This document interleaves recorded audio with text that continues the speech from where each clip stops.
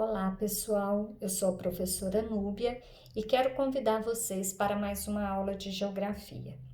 A nossa aula de hoje é sobre vegetação. Nosso estudo, sempre esteve pautado no estudo do espaço geográfico. Então, o objeto de estudo da geografia é o espaço geográfico. E dentro desse contexto de estudo do espaço geográfico, nós não podemos deixar de falar sobre os tipos de vegetação. E a nossa aula, então, vai estar voltada para os tipos de vegetação do Brasil. Mas o que é, vegetação? Vegetação, gente, é caracterizada como o conjunto de plantas de uma determinada região.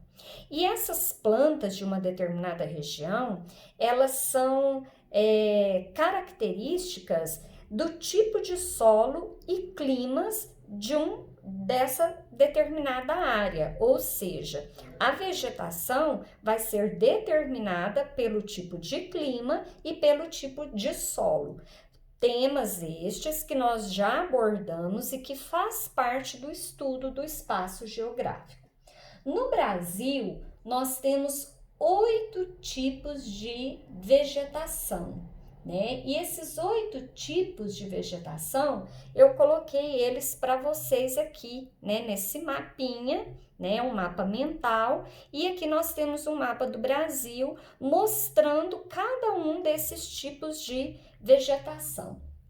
Então, a primeira aqui que eu quero mostrar para vocês é a floresta amazônica, Aqui é onde está essa área escura no mapa aqui, de verde, compreende a floresta amazônica. A floresta amazônica, gente, ela abriga milhões de espécies de animais e vegetais.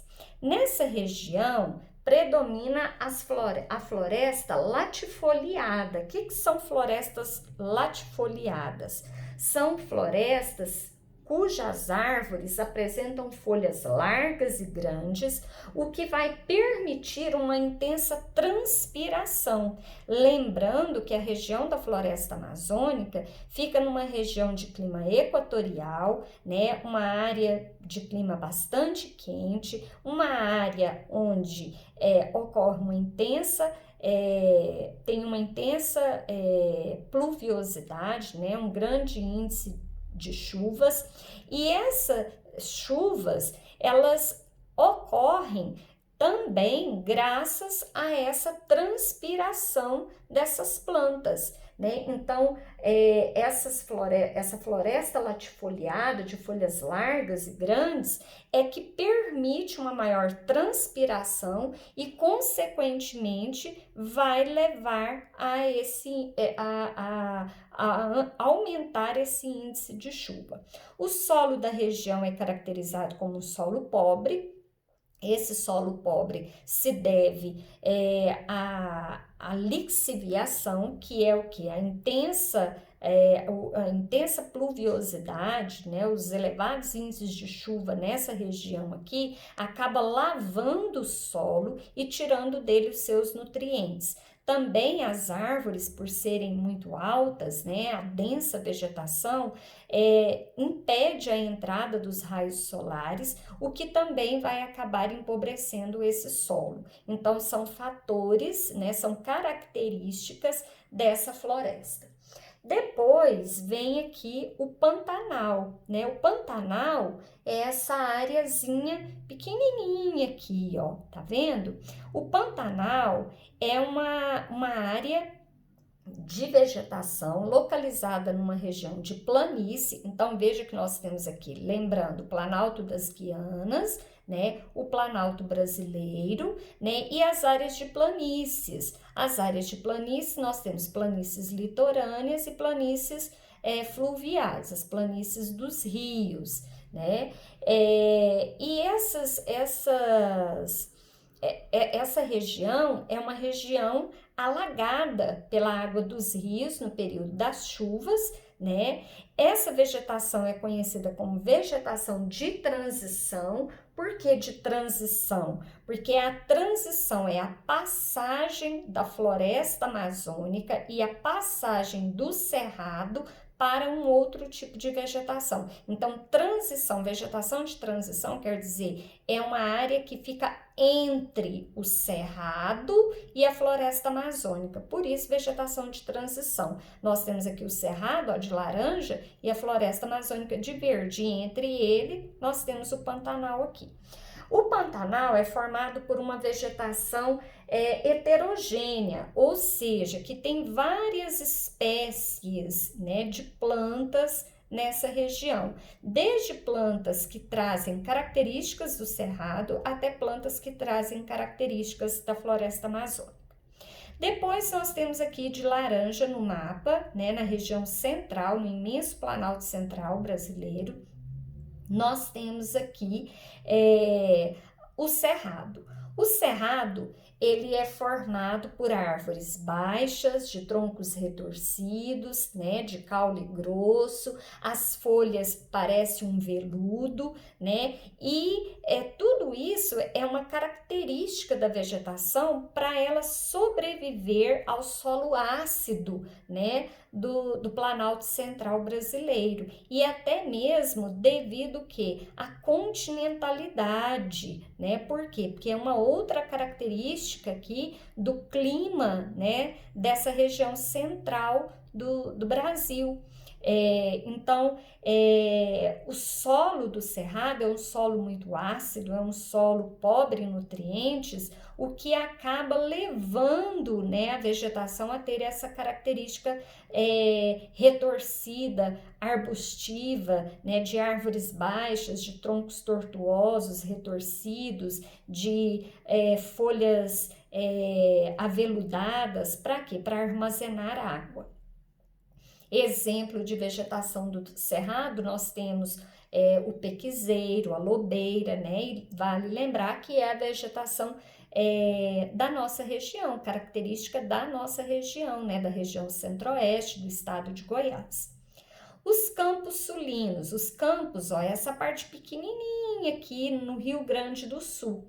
Os campos sulinos, também conhecido como pampas, né, é uma vegetação rasteira, né, parece um gramado, e o solo dessa região é um solo bem raso, né, um solo raso quer dizer o quê? Que as raízes das plantas não precisam ir em camadas muito profundas para ter acesso à água. Depois, nós temos aqui a Mata Atlântica, né, que é essa parte de amarelo aqui, o que sobrou dessa Mata Atlântica, né? Essa formação vegetal é a mais devastada do Brasil desde o período colonial. Então, com a chegada dos colonizadores, né, o que aconteceu? Essa floresta foi destruída, começou a ser destruída aí, inicialmente para a exploração do pau-brasil, depois para o plantio da cana, depois para o plantio de café e hoje até mesmo para o plantio da soja, né, ainda da cana-de-açúcar. Então, essa vegetação é a vegetação que mais foi devastada no Brasil. Algumas espécies, muitos estudiosos acreditam nem ter sido conhecidas. Ela é composta por uma vegetação florística variada, né? E o solo dessa região é caracterizado como um solo pobre. E esse solo hoje ele é caracterizado como um solo pobre em nutrientes, até mesmo pela devida retirada da vegetação. Mangues litorâneos. Mangues, gente, todo esse litoral aqui são os mangues. Tá? Então, os mangues litorâneos é onde está o ponto de encontro da água dos rios com a água dos oceanos, né, do Oceano Atlântico. Então, o ponto de encontro da água dos rios com o Oceano Atlântico, nós temos os manguezais. Os manguezais são formados por água salobre. Por que água salobre? Porque a água dos rios mistura-se com a água do mar, do oceano, então ela fica salobre. A vegetação dessa região aí é conhecida como halófita. O que é uma vegetação halófita, gente? São plantas terrestres que estão adaptadas a viver próximas ao mar, até mesmo, né, dentro da água, né, dentro do mar. Ela é uma vegetação pneumatófora. O que é uma vegetação pneumatófora? São plantas cujas raízes, né, são adaptadas para realizar as trocas gasosas no ambiente. Então, as raízes ficam fora da água, né? E elas são responsáveis pela oxigenação dessa água. Então, elas são responsáveis pela troca gasosa do gás carbônico, né, pelo oxigênio. A mata dos cocais. A mata de cocais é uma área de transição também, é uma vegetação de transição entre a floresta amazônica, tá vendo? E a caatinga. Então, é uma vegetação de transição, fica entre, né, duas áreas de vegetação diferente, a floresta amazônica e a caatinga. Então, aqui nós temos a mata dos cocais. A mata dos cocais é onde nós encontramos as palmeiras, né, o babaçu, que é muito utilizado na economia local, tanto para a indústria, o artesanato, como para a alimentação. O solo possui lençol freático pouco profundo, então o lençol freático, o lençol de água, não tem grande profundidade, né, não armazena uma grande quantidade de água. A caatinga é essa parte de azul aqui, compreende o sertão, o sertão e o agreste brasileiro, né? Então, nós temos a zona da mata, o agreste, o sertão e o meio norte. Então, aqui, ó, no agreste, no sertão, é onde está a caatinga. Essa vegetação, ela como que eu vou dizer para vocês? Ela é uma vegetação exclusivamente do Brasil, né? Ela é formada por plantas xerófilas ou xerófitas, tá? É a mesma coisa. O que são plantas xerófilas? São plantas com características que ajudam a sobreviver nas regiões mais quentes e secas, né? Por exemplo, os cactos, né? É um exemplo dessa vegetação.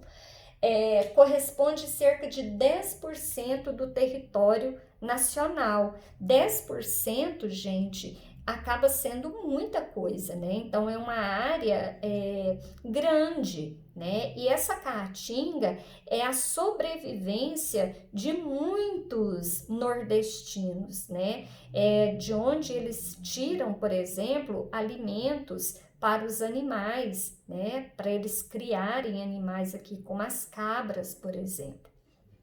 E por último, vem aí, né, a mata de araucárias. A mata de araucárias fica aqui no sul do Brasil. É uma vegetação de planalto, né, que fica numa área de planalto. É uma vegetação que pode chegar até 50 metros de altitude. Como eu disse para vocês, ela fica em planalto, então ela é uma vegetação de terreno elevado. E ela tem desde plantas muito grandes, né? Árvores muito grandes, que pode atingir até 50 metros, como por exemplo a floresta de araucária, até vegetação bem pequenas, né? Como as ambrófila. O que é a ambrófila? É uma vegetação que permanece sempre verde, né? Que fica próxima que fica em regiões onde chove muito, onde tem muita umidade, como as samambaias. Então, veja que nós temos desde as samambaias, que é uma vegetação de pequeno porte, até árvores de grande porte, que pode atingir até 50 metros, como os pinheiros, por exemplo, né? Ou as araucárias. Bom, pessoal, é isso. Eu espero que vocês tenham gostado. Aguardo vocês na minha próxima aula. Deixe o like de vocês, façam as perguntas e até a nossa próxima aula. Beijo, tchau!